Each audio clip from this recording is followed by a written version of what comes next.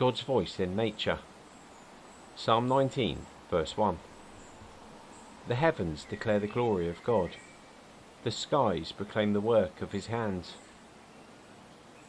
Dear friend, when was the last time you paused to really see the world around you?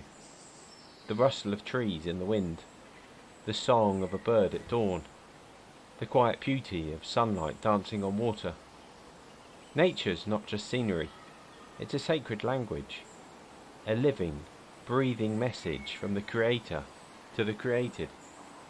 The psalmist tells us that the heavens declare God's glory, not in words, but through wonder. Every leaf, every stream, every creature is part of God's divine poetry.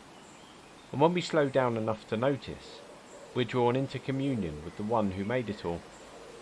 In the teachings of the International Metaphysical Ministry, we affirm that God is not only above us or within us, but all around us. The same Spirit that created galaxies also designed the petals of a flower and the flight of a butterfly. And in those moments of stillness, when you feel awed by beauty, that is prayer. In a noisy world filled with distraction, nature calls us back to presence, to grounding, to simplicity. It reminds us that we are not separate from God's creation. We're part of it. Your breath is the same air that moves the trees. Your life is woven into the fabric of the universe. So today, step outside, touch the earth, look up at the sky, feel the sacred in the simple. Let nature be your sanctuary. Let it speak to your soul.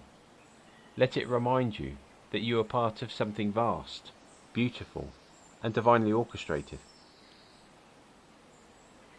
Our Father, Creator God, thank you for the beauty of this world, for the trees, the skies, the seas, and all living things. Help us to see you more clearly in creation and to remember our place within it. May we honour your artistry with wonder, gratitude, and care. Amen.